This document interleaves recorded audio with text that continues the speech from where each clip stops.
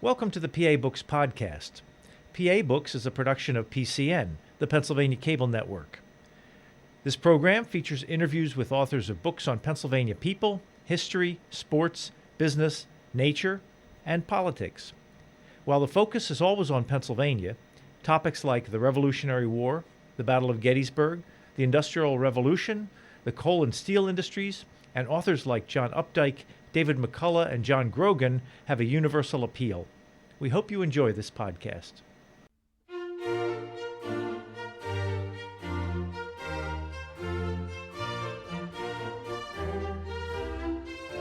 This week on PA Books, the author of Chuck Noll, A Winning Way, Jim O'Brien. Jim O'Brien, author of the book Chuck Noll, A Winning Way. How long have you been a sports writer? I've been a sports writer. I'm 71, and I've been getting paid to write sports since I was 14. Okay? I got my first printing press. My mother and I were Christmas shopping when I was 8 years old.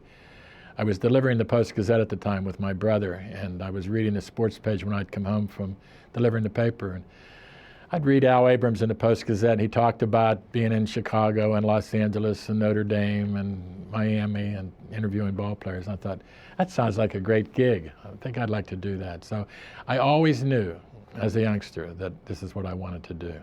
There's a lot of people who would love to be sports writers. How did you get to make a career out of it?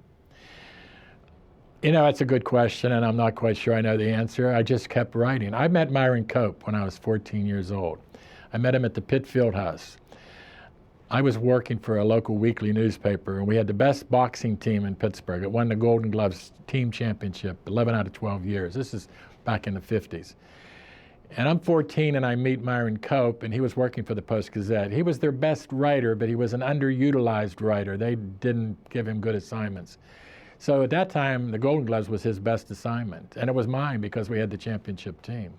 So I saw him there, and he was scurrying around with his typewriter, little portable, and I stopped him in the locker room, and he liked me better then because I was smaller than he was, because I was only about 5'6", and I was a little kid. And I said, "Mr. Cope, what do I have to do to become a writer?" And he looked at me disdainfully, and he said, "Kid, you got to sit down and start writing." And it's the best advice I ever got, because it's what you have to do. In order to write books, or in order to meet deadlines in the newspaper business or in your business, you have to sit down and do it. And somebody just a year or so ago told me that I would be good at doing something because I was disciplined. And none of my nuns in grade school ever told me that I was disciplined. So it was good to hear at this stage of the game that I'm disciplined. But I do think that I bring an enthusiasm, a passion, an interest.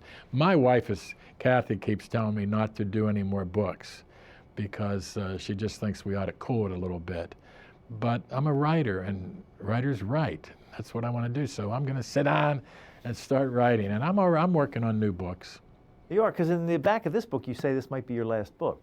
But I've gotten so many letters telling me not to do that. People keep on asking me what's next, and I don't tell them because it's a very competitive business, and there are a lot of people out there with story ideas and book ideas. And I wrote the book on Chuck Noll because nobody ever wrote one on Chuck Noll, and I had about 5 inches of files on Chuck Noll from interviews I had done with him, many after he had retired. I was somewhat surprised by the depth of the interviews that I had. Chuck Noll was kind enough to invite me to his home in Upper St. Clair, later his home in Sewickley, both suburbs of Pittsburgh. And I was somewhat surprised at the time because I just asked him if I could talk to him, and he said, "Why don't you come by the house?" And he lived 1.5 miles from me in Upper St. Clair. Myron Cope lived halfway in between. What a trifecta that is. Myron called on Chuck Noll from time to time when something wasn't working, when his television was on the blink or some mechanical thing wasn't working. Myron would call Chuck Noll, and Chuck Noll always liked to show writers how smart he was and that he knew a lot about a lot of things, not just football. So he would come over and fix Myron Cope's, and I think Myron Cope might have been the only other media person who enjoyed the access that I enjoyed with Chuck Noll, that I think he felt comfortable in our company, and he knew that we weren't out to get him. So he was always kind to me. He was always thoughtful. And deep down, there's a lot to be said. And Chuck Noll, I think, is in my book, A Winning Way. It tells you a lot that you don't know about him or about the Steelers of the 70s. Who were you working for at the time? I was working for the Pittsburgh Press, the late Pittsburgh Press, and I was covering the Pittsburgh Steelers. But I had met Art Rooney when I was 19 years old, when I was the sports editor of the Pitt News. I met him, and they really had very primitive facilities at that time. They practiced at the fairgrounds in South Park. That was where they had animals and horses and cows and everything else. So the field was tricky sometimes at practice. You had to watch where you were going, and you had to dodge what the cows might have left behind. Very primitive. How did Art Rooney treat a 19-year-old kid from a college paper? That's a great question. I always tell people, Brien, you come prepared, and you do. Interesting thing about that. How did he treat me? He treated me as if I were working for the New York Times. He talked to me at length, and he told me about who his favorite writers were in New York, people such as Red Smith and Jimmy Cannon and Dan Parker. And I soaked it up. I was all ears. 3 days later, at the Pitt News, I get a postcard from Art Rooney in which he apologizes if he came off as a know-it-all in his conversation with me. And as they say in Casablanca, that was the beginning of a beautiful relationship, because in the book that I did earlier called The Chief, I reproduced several postcards that he had sent me from places such as Ireland, Mexico, Canada. He had an interesting life. He went to religious shrines that happened to be near racetracks. So he was able to follow the horses and pay his debt to God as well, because he was, as a young man, he was involved in a lot of different activities that were borderline as far as being legal and so forth, and whether it was booze, women, whatever, sports, you name it, he was involved in it. And I think he cleaned up his act as he went along. He quit drinking altogether, which was a real penance for his sons, because he frowned upon anybody in the family drinking. He wouldn't let any of them drive Cadillacs, so they all drove loaded Buicks. He didn't want people to think that they were rich, and he thought that it would be difficult to negotiate contracts with football players and keep the price down if you were driving around town in a Cadillac. So I learned a lot from Art Rooney, but the thing is, he understood people, and he was a very humble man.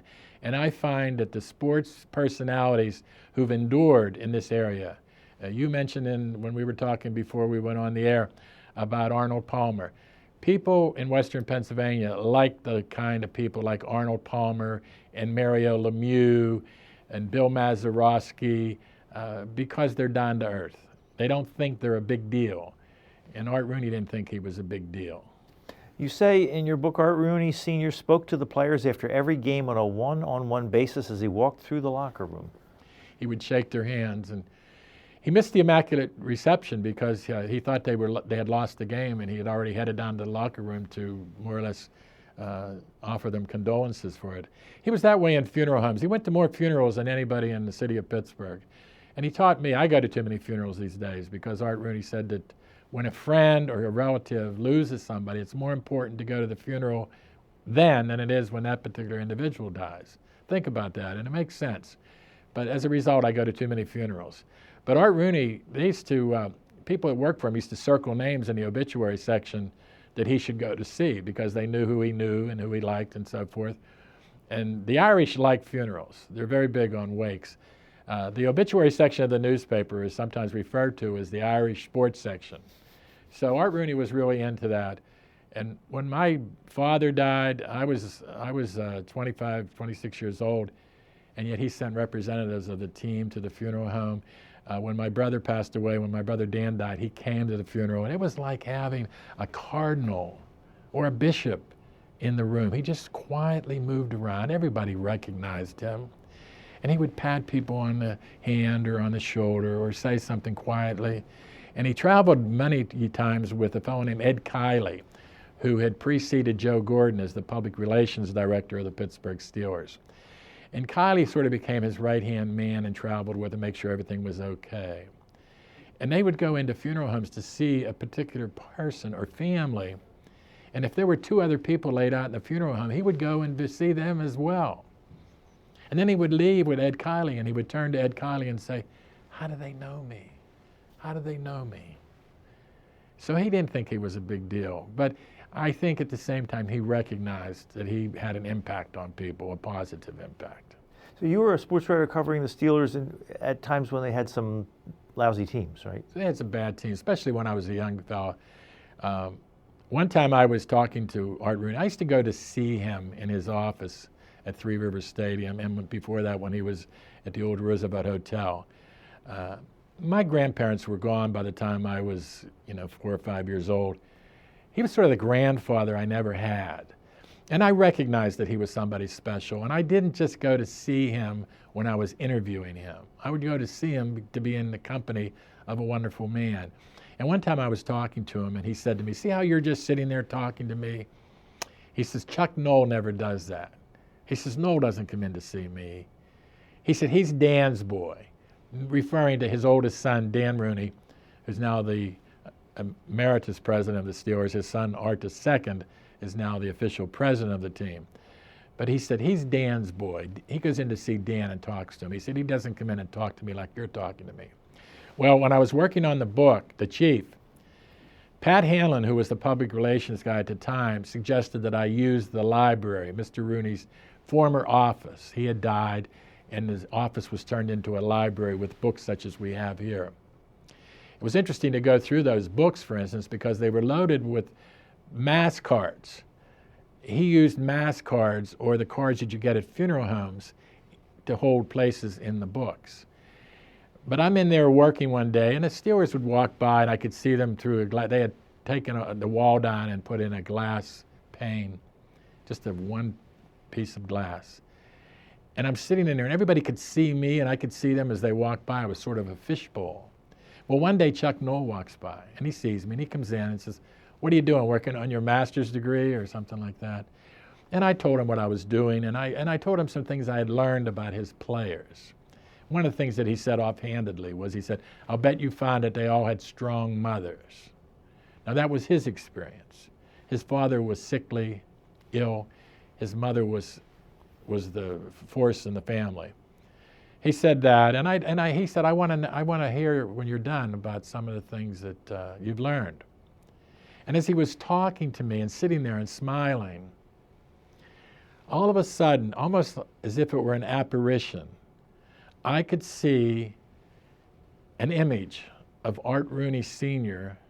on the glass behind him, looking over his shoulder and smiling. And it was as if he was looking in on our conversation. And what it was a reflection of a painting, an oil of Art Rooney that was on a nearby wall. And his secretary, who stayed on after he died, she would often show visitors in that room. She'd have you stand in a certain place. Like if you stood in a certain place, there you could see Art Rooney. I remember Tom Jackson, the national analyst in football, saying that he had witnessed that. Now, I told Pat Hanlon about it, and he suggested that I keep it to myself, that I was seeing ghosts.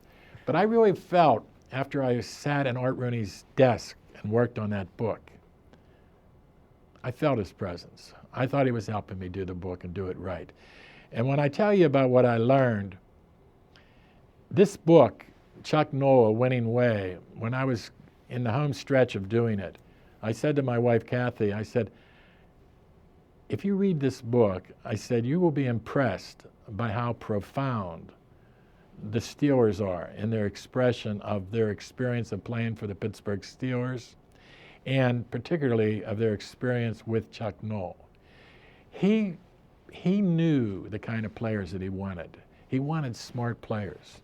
He had played for Paul Brien in Cleveland, his hometown. And Paul Brien was the first coach who had a full-time coaching staff. He was the first coach who gave the players intelligence tests. And Noll played both ways for the Cleveland Browns, so he had to take both tests. And there's an apocryphal story about that in which they say that Noll finished the one test in the one room, ran across the hall and finished the test in the next room and aced both of them. So he was smart. And Paul Brown believed that smart players would serve you well in the long run and that stupid players would let you down. Paul Brown drafted Chuck Noll in the 21st round. So not exactly a gold No, he didn't. Gold medal player. No, but in the old days when the Steelers had 20-some draft picks, they picked people like Andy Russell and Rocky Bleier just as late. And the Steelers picked some people number one.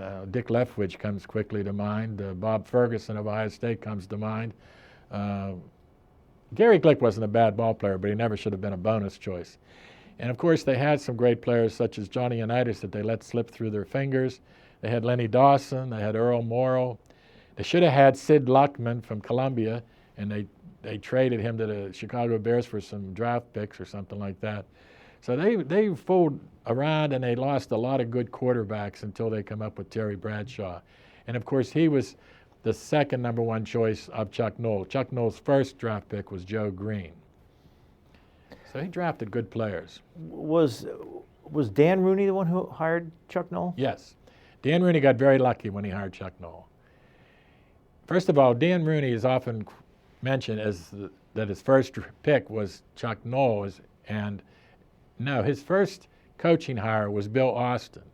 He hired Bill Austin from Green Bay. He had been an assistant coach and offensive line coach for Vince Lombardi, and Lombardi had all those great teams in Green Bay, and people were hiring his assistants, but none of them. Phil Bingston comes to mind, and they didn't succeed. They didn't succeed. Austin was here for 3 years and didn't do a very good job. He tried at times to be Vince Lombardi. See, that's one of the good things about Noll. Noll had coached for three of the great coaches of all time, all in the Hall of Fame. Paul Brien, Sid Gilman in Los Angeles, and then that became San Diego Chargers, and then Don Shula in Baltimore. So he had a good pedigree.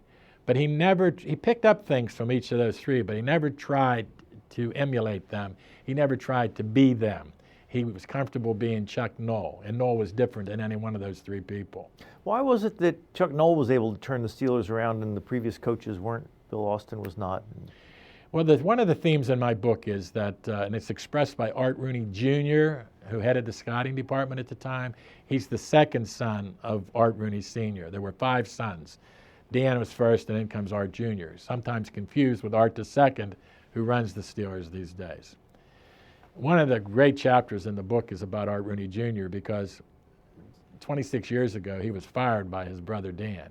And neither one of them touched that subject in the books that they did about their experience with the Steelers. But I got them to talk about it in my book. And Dan wanted to hire Joe Paterno to coach the Steelers. And Joe Paterno, and I think wisely so, believed that he belonged on a college campus. And there are chapters on Joe Paterno in the book in dealing with him because 2 of the Steelers' Hall of Fame players, Jack Ham and Franco Harris, played for Joe Paterno. Joe Paterno presented Jack Ham at the Pro Football Hall of Fame. And it's interesting to see the 2 divergent opinions about Joe Paterno and the Jerry Sandusky scandal at Penn State that are offered by both Franco, who remains loyal to a fault as far as I'm concerned, and Jack Ham, who says pedophilia, no excuses for that, no. And yet he's always said that Joe Paterno had even a greater influence on him than did Chuck Noll because of his age at the time. So there's all sorts of cross currents in this book of me interviewing those Steelers of the 70s. And Andy Russell, who did the preface, said that the Steelers trust me with their stories, and will tell me things that they might not tell a writer who comes in from out of town. I also know their stories. I know what buttons to press to get them to talk about them, and I also exercise journalistic judgment, which is rare these days. It's rare in young writers. Of course, I'm not a young writer anymore, and sometimes when I was a young writer, I didn't exercise it very well either. But I know what to write and what's best left unsaid because it doesn't accomplish anything and it doesn't achieve anything. And I think, I always respected Chuck Noll. I learned from him, and I learned from Art Rooney. And that's the thing, that's why you read books. You should read books to learn what can I do. And very often I find myself, what would Art Rooney do? How would he handle this? And with Chuck Noll, he wasn't as much a people person as Art Rooney, but he taught the Rooneys. This is getting back to your question. The Irish tend to go in circles before they tell you what you ask them.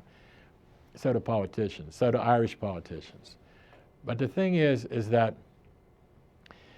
Art Rooney believed in Chuck Noll, even when the first year he was 1-13. He said he lost the games, but he didn't lose the players. And I think it was important that they were a good fit. Art Rooney is a very spiritual man, and so is Dan. Art Jr., they go to Mass every day. They did. And Chuck Noll took great pride in his Catholic religion. He liked the fact that they trained at St. Vincent College. He liked the atmosphere there of the Benedictine priests and nuns and brothers.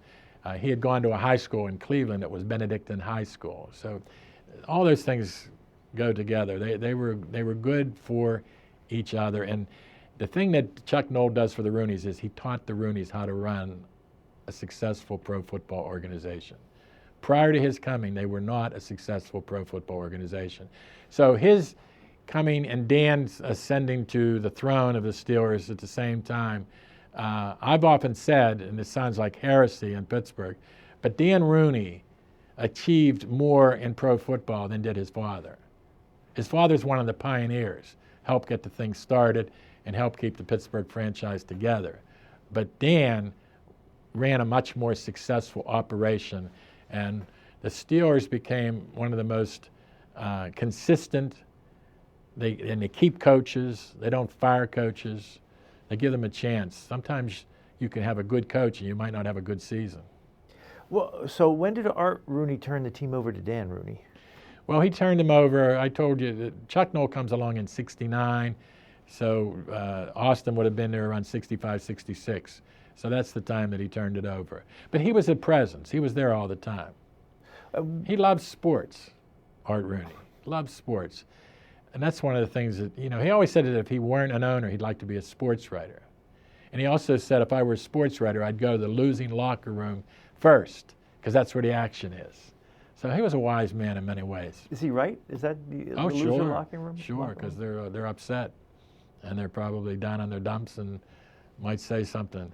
But that's where I think journalistic judgment comes into play, where I've done interviews with people that were 4 hours long, and maybe they said one stupid thing in 4 hours. They let me into their home, and and they would say something to me later about, I wish you wouldn't. I said, I'm not using that, because it wasn't the heart of what we talked about.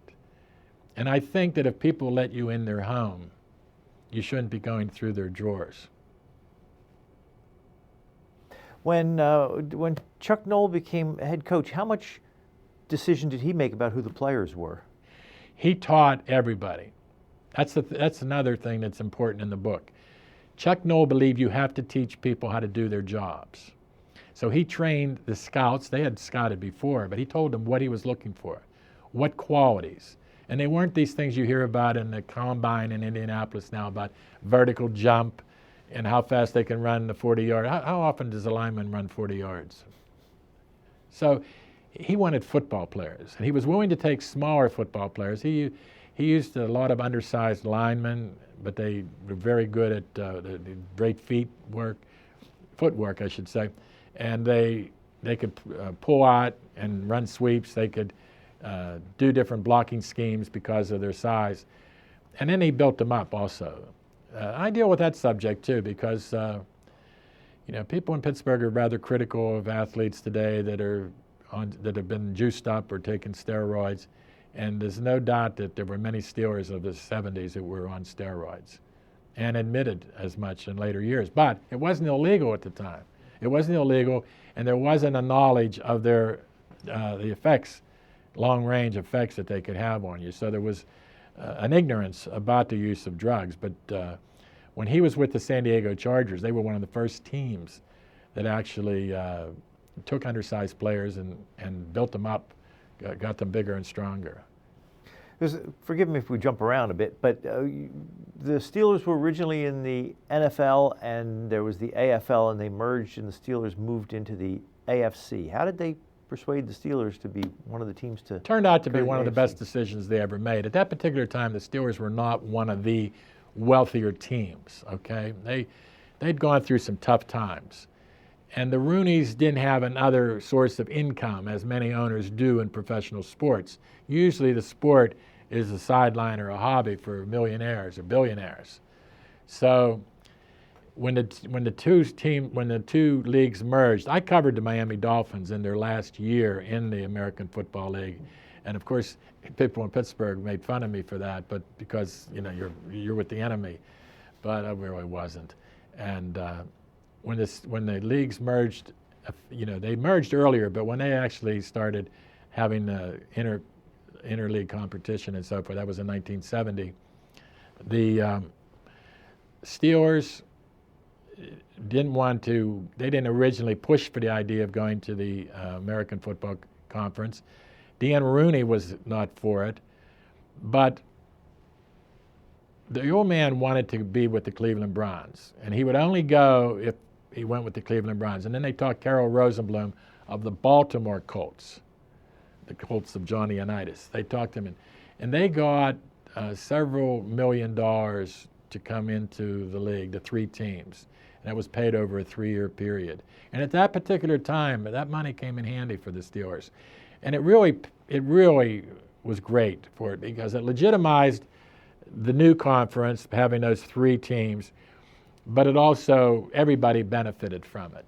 And see, Art Rooney and, for instance, the Maras in New York, Wellington Mara and so forth, they saw that it was better for the league if everyone did well. And they I don't think Jerry Jones of the Dallas Cowboys thinks that way, but they could have made more money. They could have taken a bigger share, those teams but they wanted the Green Bays to be able to exist, a small market team. Did the Steelers and the Colts and the Browns benefit by moving into the then American Football League, American Football Conference, because it was weaker teams? I mean, were they almost weaker teams? It was not? No. It's like I covered the ABA, and believe me, they had some great players in the ABA when they came into the NBA. In the very first year of the NBA, half the All-Star team was from the ABA, and the first team that won a title was the Portland Trailblazers, and they had Dave Twardzik from the Virginia Squires, and they had Maurice Lucas from the Spirits of St. Louis in the starting lineup, so they won the title. Bill Walton was the centerpiece of the team. But no, there were great players. See, that's another thing. I was in the Army in Kansas City, Missouri, at the Army Hometown News Center, and I worked in the press box while I was out there. That's why things worked out for me. I took advantage of where I was. I was in the Army. Army job to be a No, my Army job was to send stories to the hometown papers about guys doing 5-week refrigeration equipment repair course at Fort Eustis, Virginia, or something like that. You never forget. The thing that I did was on my own time. I would go to Municipal Stadium in Kansas City, and I would help out in the press box, do whatever I could to help the sports writers. Football, I spotted for Charlie Jones and Paul Chrisman, the University of Missouri All-American and a great Cardinals quarterback. So I met people, and I got to know them. And Roger Baldessari was the PR man for the Chiefs. He was from Belle Vernon, Pennsylvania, and then he had worked at Notre Dame, and now he's with the Kansas City Chiefs. So I'm helping out. And that team had Lenny Dawson, who the Steelers had cut, and they had Buck Buchanan and Bobby Bell, and they had a great team, and they won the AFC title. And I was there. I'd come home to Pittsburgh, and I would go visit Art Rooney, and I'd tell him how good the Chiefs were. And I remember Bill Burns, who was the news broadcaster for KDK television in Pittsburgh. He was a crony of Art Rooney, and he would scold me about telling him the Chiefs were good. He said, "We cut Lenny Dawson." And I said, "Yeah, well, you cut Johnny Unitas. So that doesn't mean that you know quarterbacks when you see one," because Lenny Dawson became one of the great quarterbacks. They had Jack Kemp at the same time. They didn't use him, and he became one of the great quarterbacks in the American Football League. So Earl Morrall became a terrific quarterback. They got rid of Bill Nelson, and he became a star quarterback with the Cleveland Browns. And Art Rooney always said, we should know a good quarterback when we see one because we've gotten rid of some of the best. So all these things go round and round. And when you say you're jumping around, well, I tend to do that in my books a little bit. But I think my books are reader-friendly because you can read the last chapter first or the middle chapter first. Each chapter stands on its own merit. When did you become a full-time sports writer? I've always been a full-time sports writer. It is full-time. It's at night when you're supposed to be sleeping, you're thinking of how you're going to construct a story and where's the best place to start, what's the best middle place, and I'm always on the lookout for stories. My kids accuse me of eavesdropping on conversations at restaurants and so forth. I find that some of the best stories I've ever gotten were at tailgate parties and with fans and so forth. They tell stories, and they've had experiences that are different than the sports writers. And the sports writers tend to spend too much time, way too much time together. It's incestuous behavior as far as I'm concerned. You can't learn anything listening to people griping about working conditions at the office. Well, can we trace your background a little bit? You worked for newspapers in Miami, you mentioned, and New York also? Well, when I was in college, I went to work at the Pittsburgh Press as a sophomore, and I worked on City Side. And that was a wonderful opportunity. I actually had an opportunity to cover front page stories with a byline when I was in sophomore in college. I was offered a job when I was a sophomore because I won first prize, second prize, third prize, honorable mention in a national collegiate writing contest. So I was offered a job by the St. Paul Pioneer Press when I was a sophomore. I never thought twice about taking it. I mean, there wasn't into one-and-done ball players in those days. When I think about it now, that's what I wanted to be.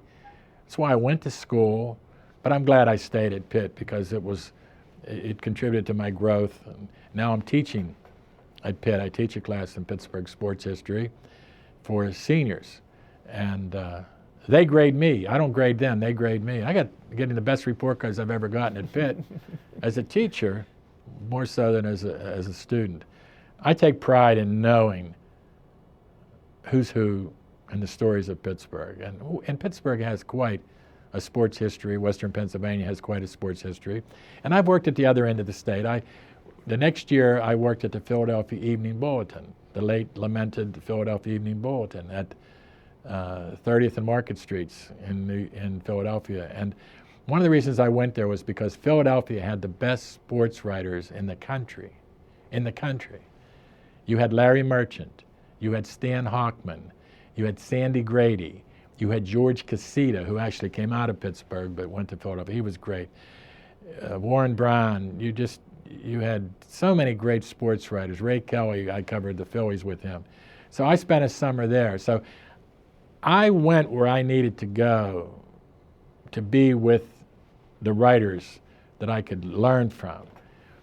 And I don't know that that's done so much anymore. And the other thing where I benefited was from working in Miami and Philadelphia and Kansas City in the Army, and even in Alaska and Louisville when I was in the Army, and working in Miami to get started.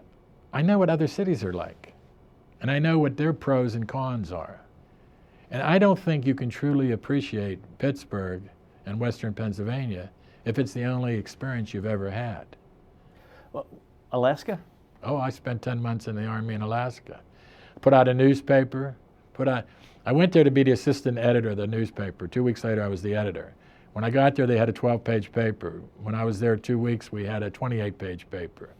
I had a television show. I had a radio show. Just for the soldiers? Just for the soldiers. Can you compare for the other cities you worked in, the fans, the sports fans in those towns to the sports fans in Pittsburgh? Well, for instance, Pittsburgh thinks it has the greatest sports fans in the world, and they're great. They're terrific. But Philadelphia does too. And Penn State has fans all over the state. People in Buffalo, we put them down. We put people in Cleveland down. Guess what? People in Buffalo and Cleveland are the same people that are in Pittsburgh. When I spent 9 years in New York, I was always defending Pittsburgh to New Yorkers. When I'm in Pittsburgh, I defend New Yorkers to Pittsburgh. I think when we went through that 9/11 experience in New York, anybody should realize that New Yorkers are flesh and blood, and they are good people. And I think people are what you ask them to be. I think people are what you are. They'll respond to you.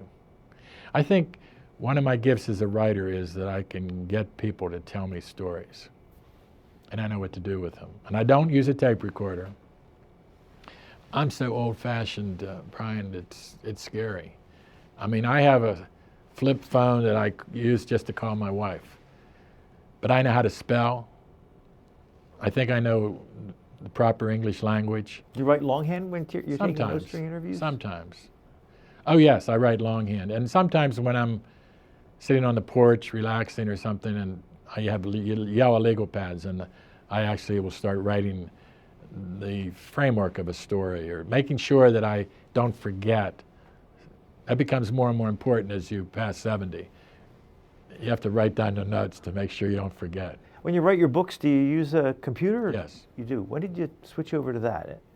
Well, a lot of my contemporaries never did. I like to say that's my one jump into the modern era. I do use a computer, and it's easier to write these days than it was early on because you can have second thoughts, you can change it, you can go back, insert a sentence, and so forth. So, and also clean it up. There was a time when I used to have to retype my stories, retype them, because I didn't want to turn in dirty copy. I wanted it to be clean, it's easier to read, so I would do it over again. And I've gone through a lot of different kinds of transmitting machines through the years. There were times when I wanted to throw them out the window of hotels in various cities in America because something wasn't functioning properly. But just coming into today for the interview, I was in my car and I was driving on the Mon Valley Expressway. And I would see road signs to Charleroi and Monongahela and Denora. And I crossed over the Joe Montana bridges. And it just reminded me of, I know great athletes from all those cities, and I've met them and I've interviewed them, whether you're talking about Stan Musial or Stan the Man, Deacon Dan Tyler, the Los Angeles Rams, Fred Cox, the Griffeys, the Galifas, so many great athletes. And when I see those signs, I'm working on something right now about Western Pennsylvania. I know those communities, I know those towns, and I know what they're all about. And so I have rich material to mine to do these books. And I've done 23 now in Pittsburgh and Western Pennsylvania. What made you decide to leave the newspapers and the daily media and go to writing books? Well, I'd had a couple different jobs in a certain period of time where I left and went to work at the University of Pittsburgh in the athletic department in public relations. And then I was doing magazines at the same time. I was doing magazines and I was teaching. I liked to do different things. And finally I decided I had been, with 23 years, I was the founding editor of Street and Smith's basketball magazine, which was considered the Bible of the business and was the #1 selling basketball magazine in the country. And they made it, I wasn't in New York any longer. I was working in Pittsburgh, and so it was easier for them to do. But somebody in accounting decided I was making too much money, and I lost my position as the editor. I continued to write for them. And I also wrote them a thank you letter for how they had treated me for 23 years. And you know what they did? They said they had never gotten a thank you letter from anybody they had let go. They said, would a second severance package help? They gave me a second severance package. So the moral of the story is, do not burn bridges behind you. I continued to write for them. I was later offered a job to come back as an editor, and I turned it down. The water had been soiled. But I believe that they did treat me fairly, and they let me do my own magazine. And I didn't want to be in that position anymore, so I decided to write books. What was your first book? It was called Pittsburgh, the Story of the City of Champions. That was the first book in Pittsburgh. I had done pro basketball books in New York. In fact, somebody just died recently. There was an obituary about Xander Hollander from New York who was an editor, and he put out books such as the Complete Handbook of Pro Basketball, the Complete Handbook of Football and Baseball, and I did some of those at the same time as I was doing Street and Smith, at the same time I was writing some individual books. So I did 3 books in New York before I came back to Pittsburgh. And all my books are printed in Pittsburgh, which I think is important. A lot of books, historical books about Pennsylvania, are printed overseas, are printed in the United Kingdom or Korea or Hong Kong. And to me, there's something wrong about that. If you're going to do a book about Pittsburgh and Western Pennsylvania or about Pennsylvania, I think you should do it in Pennsylvania. Yeah, have you published all the books yourself? Yes. Self-published? Yes. Self-publishing was probably fairly early when you started doing it. It just means paying the printer. I keep telling people that because people write books and think that somebody should be willing to publish it. Well, they should only be willing to publish it if they can make money. And they have to be able to make money. And I have been able to do that. I do every aspect of the book. I do the layouts. I do the photo procurement. I like to put pictures in the book where they're appropriate. I like when I introduce a character to you to show you what they look like so that as you read the book, you see them. You can visualize them as you're reading. I think that's an aid for the reader. I like to break up my book so that I like to finish a chapter before I go to bed at night. That's why James Patterson's so successful. He has those short chapters. But I've been told that people feel like they're with me when they're reading the book, that they're traveling with me. And that was always my goal. When I started out, I wanted to take the guys in my neighborhood with me to experience the experiences that I was enjoying, going to Denver, going to Los Angeles, being in the Super Bowl, being at Indianapolis 500, being at ringside, front row, and center for Ali Frazier, the fight of the century in New York. I mean, I've had some good seats. Those seats aren't even available anymore. They sell those seats. That's where Jack Nicholson and Spike Lee are sitting these days and paying thousands of dollars a game. We used to sit there as they were press row seats. And I also decided at one point in my career, you know, I watch television and I see some of my contemporaries, such as Tony Kornheiser and Mike Wilbon and Bill Plaschke and Woody Page. I wrote with all those guys. We used to argue sports in the media room like they do on television now. And I see that, and yes, I feel like I missed out on something by pulling myself away when I did. But you know what? When I was a young sports writer and traveling on the road with the teams, I found that a lot of writers never mentioned their wives, never mentioned their children. They knew the other guy on the beat better than they knew their families. I didn't want to fall into that trap. I did not want to be on the road when my girls were growing up. And I have two daughters today. My Sarah's 40. She is a pediatric oncologist, hematologist in charge of research in that field at Ohio State University, the Ohio State University Medical School. She speaks in Rome and Shanghai and all over the world. And my younger daughter, Rebecca, is the managing partner at California Pizza Kitchen out in Northridge, California. And she won Operator of the Year last year out of 250 restaurants. And guess who coached them? I couldn't coach them how to play sports. During the Winter Olympics, I called them both and I said, I'm sorry that I cost you girls Olympic medals, that I didn't put you in ice skates when you were 2 years old, or put you on a hockey rink or something. But to me, if you're going to be successful, you have to have a successful marriage, a good wife, and your kids have to be doing well. And then you can say you've done something worthwhile. And I think that I've been lucky to have met a lot of people in my travels that you pick up from. I think you should always look for role models. You know, Chuck Noll was a great family man. Chuck Noll had one son, Chris, but he was always offering advice on how to be a good father. And one of the writers who covered the team said, did you notice that Dan Rooney, who has 9 children, he did at the time, he's lost 2 of them, that he had 9 children, and he never offered any advice on how to be a good father. So Noll knew something about wine, he knew something about cheese, he knew something about history, he knew something about everything. And that's why he was fascinating. And he was also, he had his own ego. Don't think he didn't have an ego, but it wasn't an ego that needed to be stroked by somebody else. He was confident in his own company. And he could be funny.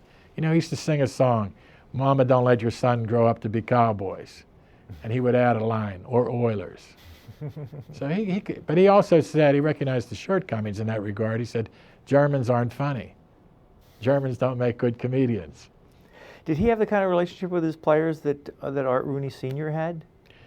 No, because it's always easier, for instance, it's always easier for the assistant coaches to be loved by the players. because they don't have to make the hard decisions, and they work at stroking them and patting them on the back and massaging their egos. You know, Terry Bradshaw, for instance, who had his complaints about Chuck Noll, but Chuck Noll made him the great quarterback he was. He might have been happier with a coach, say, Sam Rutigliano of the Cleveland Browns. You know, Italians are warmer huggers, more so than either the Irish or the Italians. The Irish or the Germans. So he might have been happier with Sam Rutigliano. God, he could have played for Bill Belichick, and that can't be a lot of hugs and kisses. Yet Tom Brady's maybe the best quarterback of them all today. So it takes different kinds. But I think that as far as Noll was concerned, there was no problem with Terry Bradshaw. That was Terry Bradshaw's problem. How did Chuck Noll cut somebody from the team? Reluctantly.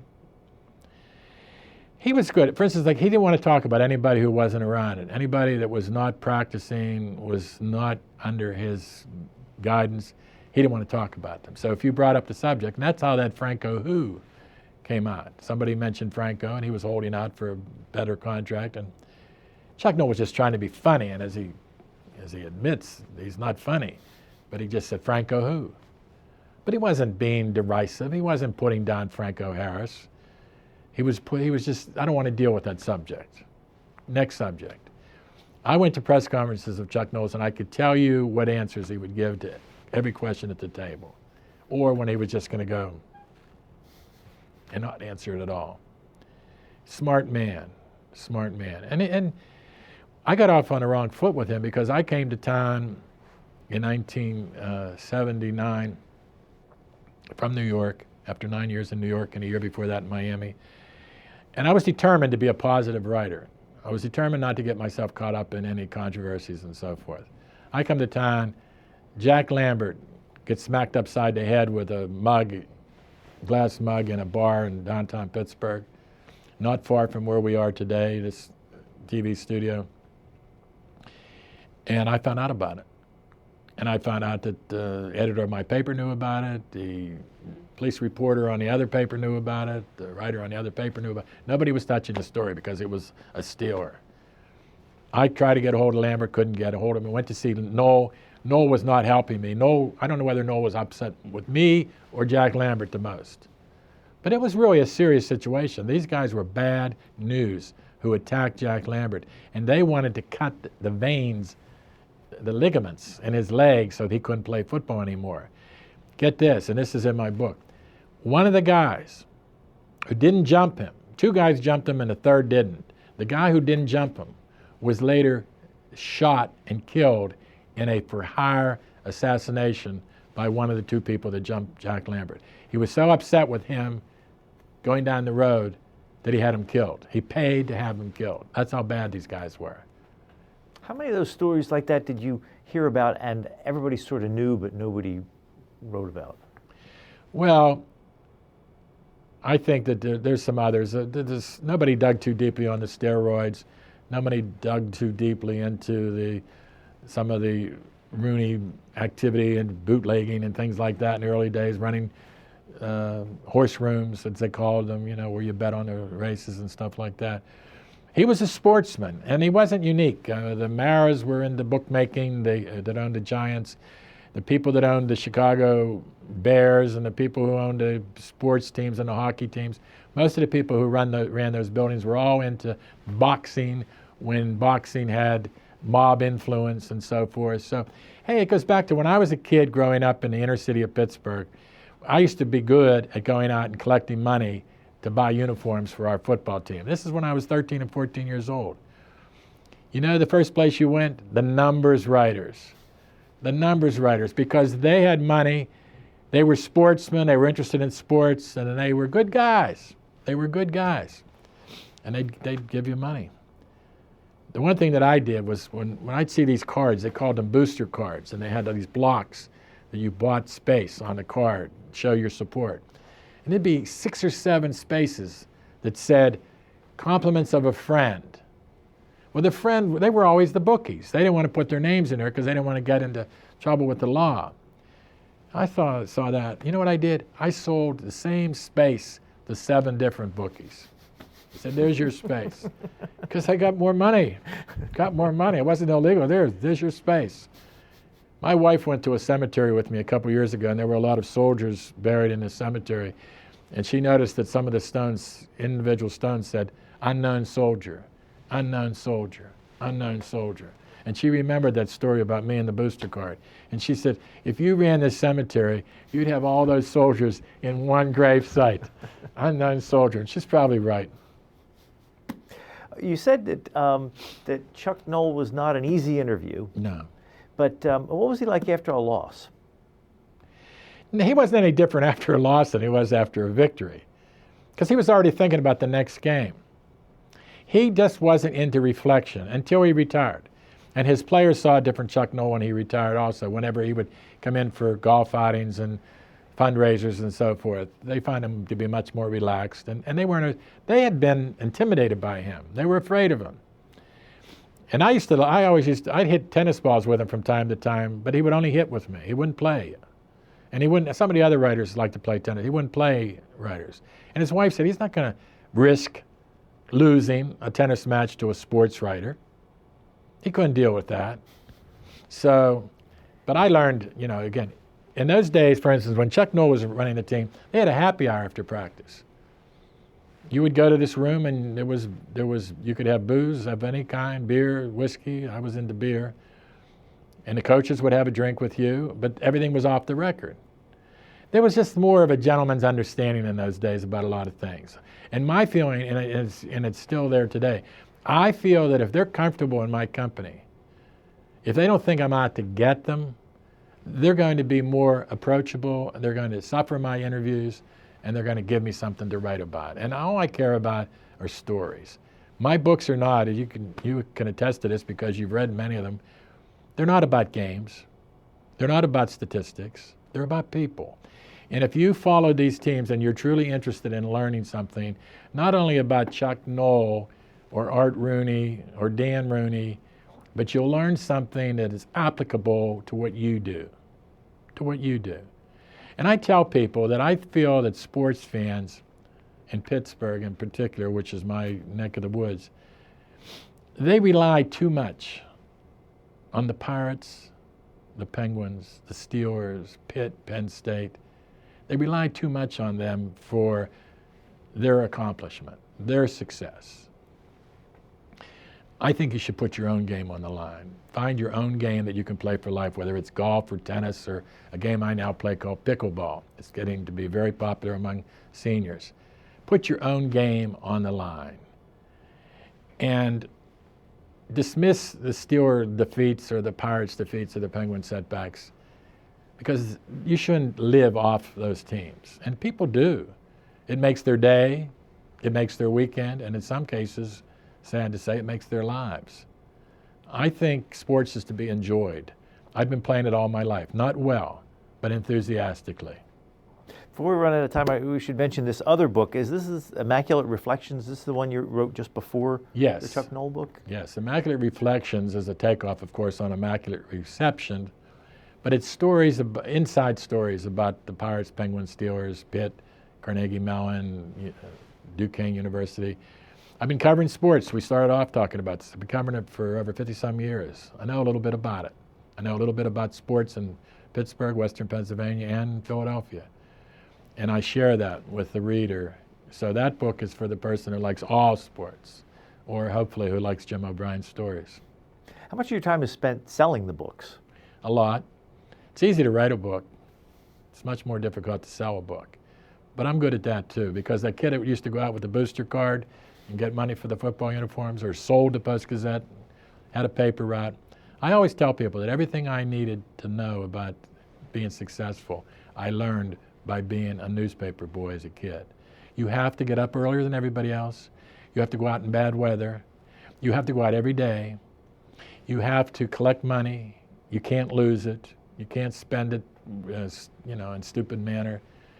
And you got to knock on doors. And about 1/3 of my subscribers were in the black community where I lived. So at an early age, I was used to dealing with people of all ethnic backgrounds. And I've often thought that one of my advantages as a writer is, I don't know why, I can't explain it, but I think I enjoy a unique relationship with black athletes. Whether it was Wilt Chamberlain or Joe Green or you name it, Elsie Greenwood, who just died this past year, Dave Parker of the Pirates, they talked to me, and they often said, I don't feel like I'm being interviewed. I just feel like we're talking, like you and I. I want to ask you, I looked up, to refresh my memory, Chuck Noll's coaching record, and was reminded that in his last 7 years with the Steelers, they made the playoffs once.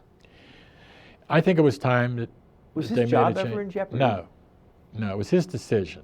But I think that he also was getting frustrated. Things were changing. He could not have dealt with the free agency situation, with players picking up and leaving. I mean, when they won the 4 Super Bowls, they had about 22 or 24 players on all 4 teams. That doesn't happen today. And today, just when you get a player ready to play in the National Football League, he's gone. He's gone. Say that Keenan Lewis, the defensive back of the Steelers, he's gone, and he's ready to play now. And you've trained him, but you're training him for somebody else. We also tell a story about Mel Blount, and he sued the Steelers, and he said in 1975 he was NFL Defensive Player of the Year and led the league in interceptions, and he was paid under $50,000 a year. And this Jim Boston, who negotiated contracts for the Steelers, offered him a $5,000 raise, and he said, "You either take this or you'll starve to death." Before free agency. Yeah, Jim Boston didn't have a lot of tact. He goes back to the earlier days of the Rooney organization, and there was some rough edges. There's lessons to be learned. I think there's interesting stories in there. Mel Blount always says about my books, he says, "You keep us alive. You keep us alive." Dick LeBeau says, "We did it, and you certify it." And I think that the bottom line is that the Steeler players express themselves quite candidly in this book. They weren't all thrilled.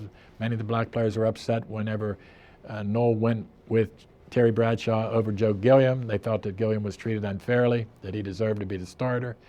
I think in the long run that they recognize, and even Terry Hanratty recognizes, that Bradshaw was the right choice.